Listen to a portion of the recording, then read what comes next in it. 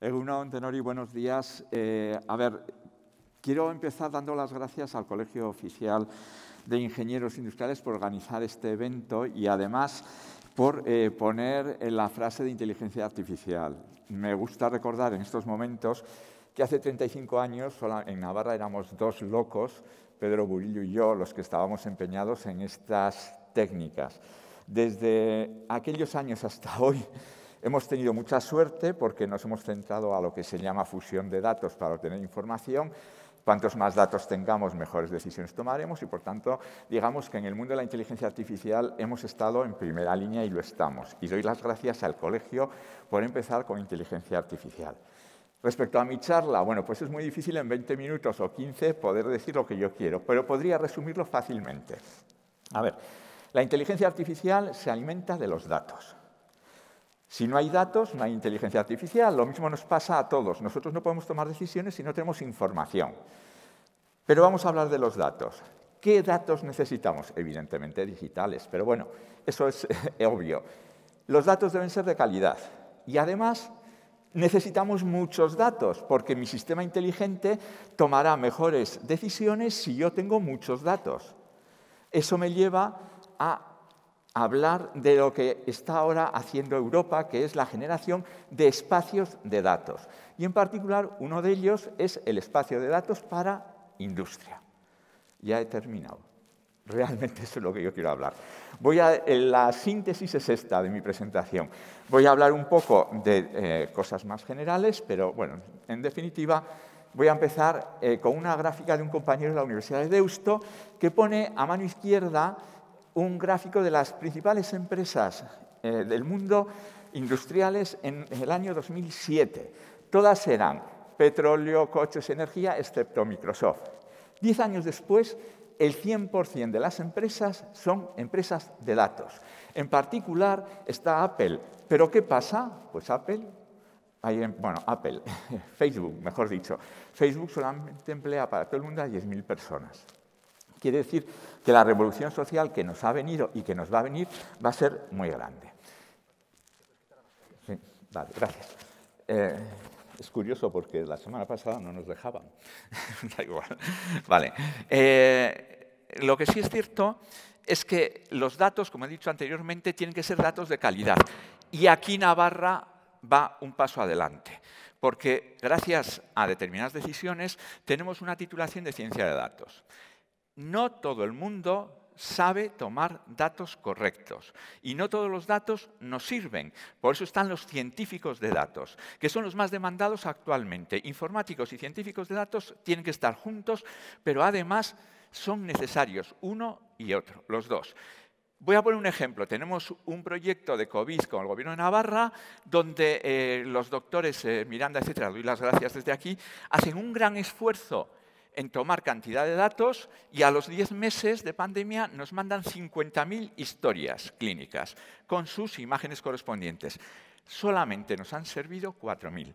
¿Por qué? Porque no ha habido esa colaboración entre el gran esfuerzo que han hecho los médicos y el científico de datos. Luego, los datos que necesitamos tienen que ser datos de calidad para la aplicación que estemos haciendo. Y ahí viene el científico de datos.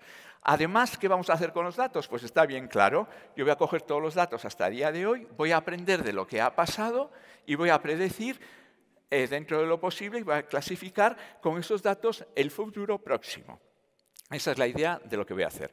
Realidades, pues no voy a hablar de la industria 4.0. Es un término que nace en Alemania en el año 2013 y se trata de combinar datos. Con esos datos tomar decisiones con inteligencia artificial y máquinas que hagan lo que la inteligencia artificial decide. Bueno, pues todo esto nos va a permitir eliminar mucho trabajo repetitivo. Pero esta es una realidad que ya se ha hablado y que está muy tratada y que las grandes empresas, digamos, que las tienen en cuenta. Y voy a hablar rápidamente para dejar claro, porque me imagino que no todo el mundo está habituado a estos términos, de dos conceptos importantes con datos. La minería de datos y el Big Data.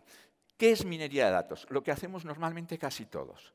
Es decir, cojamos Hacienda Foral Navarra. A mí me da igual cuándo tenga que dar el resultado de mi problema. Lo que voy a hacer es coger la primera persona en mi listado, voy a analizar su situación y voy a llegar a la última. Una vez que he llegado a la última, tengo tiempo, vuelvo otra vez a la primera. Y repito el proceso tantas veces como sea necesario, de primero a último, y además tengo los datos clasificados. Unos datos son de números, otros datos son alfanuméricos, etcétera, etcétera, etcétera. Y tengo tiempo. Eso es lo que realmente se ha hecho hasta el año 2003. Es lo que normalmente hacemos todos. Entonces, ¿qué necesitamos tener? Una gran base de datos, con todos los datos, por ejemplo, fuerzas eléctricas, es una mina de datos increíbles, y saber tratar esos datos, preprocesar los datos. Para mi problema, por ejemplo, si yo, desde el punto de vista de fuerzas eléctricas, quiero saber lo que puede ser la pobreza energética, etcétera, pues tendré que organizar esos datos. Y a partir de ahí lanzaré lo que más me gusta a mí, que son los algoritmos y tomar decisiones. Insisto, esto es lo que hacemos normalmente. ¿Pero qué pasaba? Pues que en una máquina, tal como aparece ahí, teníamos el programa y metíamos los datos y me sacaba el resultado. Programa de Hacienda. Meto mis datos y me dice apagar esto. Eso era la situación normal. En el año 99 la situación era totalmente distinta. Teníamos una máquina, pero muchos datos que no daba solución. Google se planteó el clasificar a sus usuarios en 11 tipos. Y se encontró con que con ese método, la mejor máquina del año 99, tardaba 46 días en clasificarlos. Dijeron, no, eso es un error, ¿qué vamos a hacer? Pues voy a coger 1000 máquinas, buenas, todas ellas, y en cada máquina siempre tendré el programa, y voy a meter información, cada máquina me va a dar un resultado y yo los voy a agregar. Ahí es donde vino el grupo de la Universidad Pública de Navarra, funciones de agregación de datos. Una vez que yo tengo todo eso agregado, tomo la solución. Bueno, pues yo pasé de 46 días a 60 minutos. Problema, en 3 meses tenía 3 veces más datos. Dijeron, ¿esto qué hacemos mal? Pues lo que hacemos mal es el método de informática y de programar que tenemos hasta ahora. Surge el Big Data. ¿Qué es el Big Data? El Big Data se trata de coger gran cantidad de datos totalmente distintos unos de otros y procesarlos a tiempo real. Es decir, no puedo empezar por el primero, llegar al último, volver al primero, llegar al último. Tengo que empezar del primero y llegar al último y ya no tengo más posibilidades. Entonces, ¿qué pasó? Pues hubo un cambio de filosofía, que fue, cojo esas máquinas que tengo ahí, quito el programa de dentro de la máquina y en cada máquina tengo datos. Una es mi máquina, otra es la máquina de otra persona, etcétera, etcétera. Y conecto todas esas máquinas vía Internet. Y lo que lanzo vía Internet es el programa. Eso es el Big Data. Es filosofía totalmente distinta de informática, de programación, que nace en el año 2003. Pero, como he dicho anteriormente, esos datos se utilizan en inteligencia artificial. ¿Y qué es la inteligencia artificial? Si no tengo datos, no puedo decidir nada. Bueno, pues se trata de hacer sistemas que tomen decisiones como las haría el mejor experto humano. Eso es lo que se dice la inteligencia artificial. Por eso, el término inteligencia artificial en Europa ha pasado de repente a ser, en la Comunidad Europea, un segundo puesto, porque el primero son los datos. Si no tengo datos, no tengo inteligencia artificial que valga. El gran problema de la inteligencia artificial pues es la toma de decisión, porque el cerebro humano no sabemos cómo decide.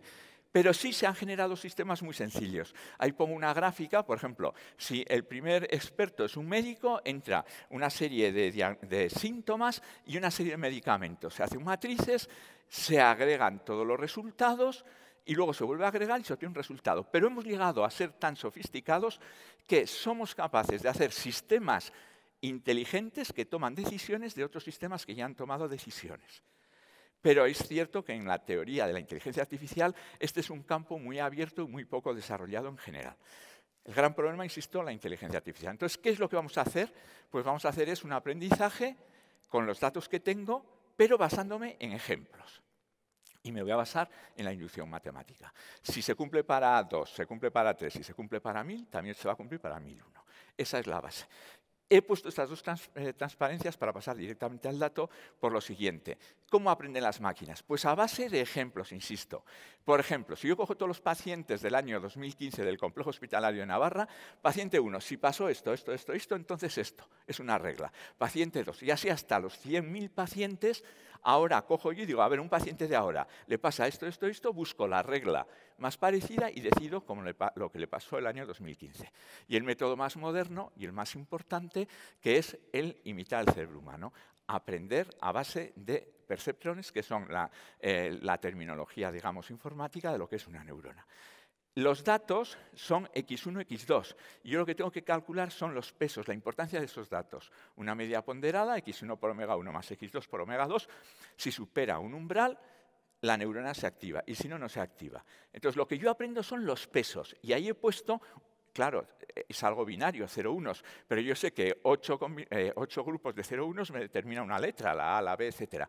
Bueno, pues ahí lo que he puesto es gran cantidad de datos y gran cantidad de neuronas. Y yo voy a calcular exclusivamente los pesos, insisto, los pesos.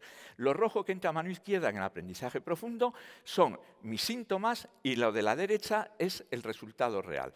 Hago un barrido, calculo unos pesos. ¿Coincide con la verdad? No. Voy hacia atrás. Hago otro barrido hasta que coincide con la verdad. Eso lo hago con millones y millones de ejemplos y al final tengo todos esos pesos que se cumplen para casi todo el mundo, que yo he tratado, 5 millones de personas, meto un nuevo caso, unos nuevos síntomas y me dará el resultado más apropiado. Esto es increíble, funciona de maravilla. Problemas, no justifica nada. Toma decisiones y me dice, esta mancha de piel es cancerígena y en 2 años va a pasar esto, esto y esto. Acierta, pero no me lo justifica. Bueno, pues dicho esto, si no hay datos, no tenemos inteligencia artificial y voy a pasar a los grandes problemas de los datos. Primero, anonimizar los datos es un problema de ciencia básica. Mientras no desarrollemos técnicas matemáticas, criptografía, etcétera, etcétera, seguiremos teniendo problemas con la anonimización de datos. Pero hay que conseguirlo. En medicina se hace, se pasan por códigos de ética que son bastante complicados porque después de 9 meses resulta que ya el problema ha pasado y a lo mejor ya no me sirven esos datos. Europa, hace exactamente 6 meses, hizo una normativa para evitar el caso de datos en salud. Bueno, siguiente, almacenamiento seguro. ¿Qué voy a decir yo? Sí, podemos leer todos los días el periódico y qué pasa con mis datos en la nube, SEPE, etcétera, etcétera. Pero la pregunta clave es, ¿de quién son los datos? Esa es la pregunta, porque dependiendo de quién sean, actuaré de una forma u otra. ¿Son de quien los genera? ¿De quien los almacena? ¿Del Estado? Eso es una filosofía de vida.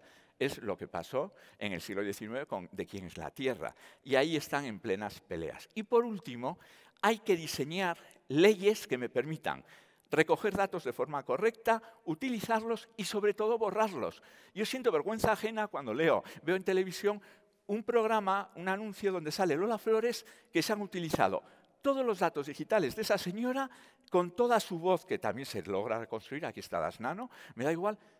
A ver, ¿esos datos habría que haber eliminado? ¿De quién es realmente la responsabilidad de utilizar datos antiguos? Bueno, pues Europa ante este problema ha dicho, vamos a ser líderes en el mundo en el tratamiento de datos. Estoy hablando de los últimos 10 meses. Y para hacer esto, ha hecho una serie de leyes. Nosotros estamos participando en 2 proyectos europeos de datos y nos tienen todo el día rellenando informes sobre cómo mejorar datos en situaciones concretas. Dicho esto, para la estrategia europea del dato, ellos utilizan 4 pilares. El primer pilar es crear leyes bastante avanzadas. En Estados Unidos no se ha hecho nada y en China tampoco. Pero crear leyes para ver cómo debemos utilizar los datos, cuándo se deben utilizar, cómo cogerlos y cómo retirarlos. Bastante mediano todavía, pero estamos en ellos. Segundo, reforzar las estructuras de almacenamiento. El almacenamiento debe ser seguro. Hemos perdido la oportunidad de España de seguridad informática, se la ha llevado Rumanía, pero bueno, hay que decir que se está metiendo dinero en almacenamientos seguros. Tercer punto, hay que preparar a las personas, sobre todo a las pequeñas empresas, para saber tratar con datos. Y el más importante en lo que respecta a industria. El caso más importante es, hay que generar espacios comunes de datos. Es decir, debemos compartir los datos. Como necesitamos muchos datos para tomar buenas decisiones, y una empresa, por grande que sea, tendrá datos, pero a lo mejor no suficientes, habrá que compartir datos. Hace menos de 3 meses se han convocado 400 millones de euros precisamente para espacios europeos de datos. En el listado de posibles espacios se ponen estos. El primero es precisamente espacio de datos para industria. No aparece turismo. Turismo necesita un tratamiento diferente. Pero insisto, el primero es industria y el cuarto es salud. Entonces, ¿qué es lo que tenemos que hacer? Pues toda la industria compartir datos. Porque cuantos más datos tengamos, más eficiente va a ser mi sistema inteligente. Pero claro, ¿qué datos? ¿Puedo ir yo a Coca-Cola y decirle, dame la fórmula de la Coca-Cola? No. Esos son datos sensibles. Los datos que tienen que compartir las empresas son datos, digamos, que puedan mejorar sus servicios. Si Coca-Cola tiene un sistema de distribución muy bueno, incluso utilizando coches autónomos, etcétera, camiones autónomos en autopistas, esa información la puede compartir con una fábrica, por ejemplo, de juguetes para mejorar entre los dos el reparto de productos. Ese es un ejemplo clásico. Pero si nos encontramos con un problema muy serio, y es que las empresas son muy reticentes, pero, como siempre, hay países que van un paso más adelante. Y en el año 2020, Francia y Alemania generaron el consorcio Gaia-X.